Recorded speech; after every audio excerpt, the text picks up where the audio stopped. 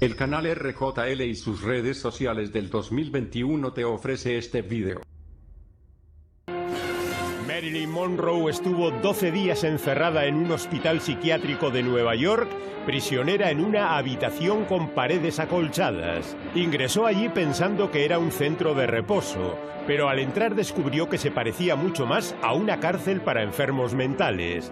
Y es que la sometieron a un régimen casi carcelario, con vigilancia continua y duchas comunes, y no logró salir hasta que contactó con su exmarido, Joe DiMaggio, que se presentó en el hospital y la sacó por las bravas. Pobrecilla, es terrible. Ocurrió pocos meses antes de su muerte, y recuerden que tenía solo 36 años cuando murió, pero debemos celebrar su vida por su cumpleaños. ¿De veras?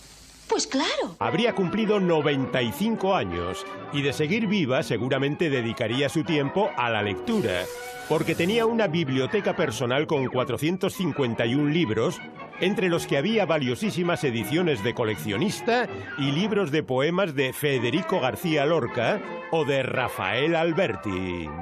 Eso suena muy bien. Hay quien dice que su afición a los libros era solo una pose para quitarse la imagen de sex symbol. Pero lo cierto es que le hicieron más fotos leyendo que haciendo cualquier otra cosa. En los descansos entre tomas, aprovechaba para leer incluso libros tan difíciles como el Ulises de James Joyce. Y es verdad que era una genuina amante de la poesía, tanto que ella misma escribió poemas verdaderamente originales. Y presten atención a lo que les vamos a contar. Anda, cuéntamelo todo, nena, cuéntamelo. En su certificado de nacimiento vemos que nació en Los Ángeles el 1 de junio de 1926 con el nombre de Norma Jean Mortenson. Más tarde adoptaría el nombre artístico de Marilyn Monroe usando el apellido de su madre, Gladys Monroe. Y en la casilla del padre figura Edward Mortenson, que ciertamente era el marido de Gladys en aquel momento. Pero se ha demostrado que Gladys tenía un amante, y que la pequeña Norma Jean era hija del amante de su madre y no del marido. ¿Usted cree? No me diga. Vemos a Gladys Monroe, la madre de Marilyn. Su amante desapareció en cuanto supo del embarazo y su marido, Edward Mortenson, murió poco después en accidente de moto. Sin nadie que la ayudara, Gladys no podía ocuparse ella sola de su pequeña hija, así que la niña vivió un tiempo en casa de su abuela materna. Pero allí, con solo 5 años de edad, la futura actriz estuvo a punto de ser estrangulada. Un recuerdo desagradable. La intentó estrangular su propia abuela, que sufría demencia senil. Por desgracia, en la familia Monroe había graves antecedentes de enfermedades mentales, y su propia madre tenía esquizofrenia, lo que hizo que Marilyn acabara muy pronto en hogares de acogida, donde sufrió terribles agresiones sexuales siendo todavía una niña. Precisamente para escapar de los abusos y vivir donde ella quisiera, con solo 16 años se casó con su vecino. Naturalmente encantada. ¿De verdad? Será muy divertido. El chico se llamaba James Dougherty y nada más casarse, él se fue a luchar en la Segunda Guerra Mundial y ella empezó a trabajar en una fábrica de paracaídas. Pero ya entonces era tan atractiva que le ofrecieron posar en un calendario del ejército que tuvo un éxito monumental y entre tanto su marido volvió de la guerra y a las pocas semanas de verdadera convivencia descubrieron que no tenían nada en común. Así que sin mayores dramas, la joven pareja se divorció y animada por su primera experiencia ante las cámaras y los flashes, la chica se mudó a Hollywood. Unos hombres me siguen. No me diga. No puedo comprender por qué. Intervino como actriz secundaria en Amor en conserva de los hermanos Marx, en La jungla de asfalto del gran John Huston o en Eva al desnudo.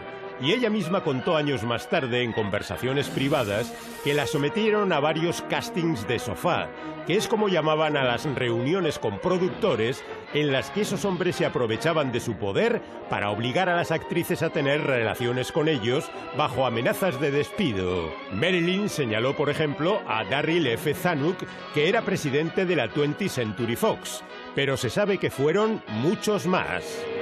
¿Quiere bailar conmigo? Mejor no. En Niágara, la actriz tuvo su primer papel protagonista y justo después rodó Los caballeros las prefieren rubias, donde la estrella oficial era James Russell.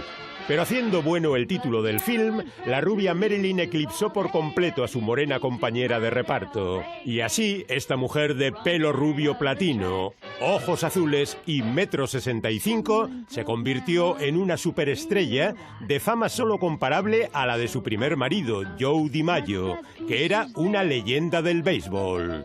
When a well-known honeymoon couple arrives at Tokyo Airport, a throng of 4,000 baseball and movie fans surge out of control. Es verdad que DiMaggio ayudó a Marilyn en sus últimos días y que siguió enviando flores a su tumba durante 20 años nada menos. Pero la imagen de romanticismo que se tiene de esta pareja no se ajusta a la realidad, porque Joe DiMaggio fue un maltratador. Es la historia de mi vida. Siempre me ha tocado cargar con la peor parte. A DiMaggio no le gustó que ella viajase a Corea para actuar ante 100.000 soldados norteamericanos allí desplazados, enardecidos al verla. Y cuando Marilyn rodó La tentación vive arriba, en las calles de Nueva York se arremolinaron nada menos que 20.000 fans gritándole obscenidades mientras el viento del metro dejaba a la vista su ropa interior. Al día siguiente, Marilyn apareció con los ojos hinchados tras una paliza de su esposo. Y no era la primera. Por algo ese matrimonio solo duró 9 meses. I'm not going to say where we will be married. For just that reason, because I think it's time enough for everybody to know when it happens.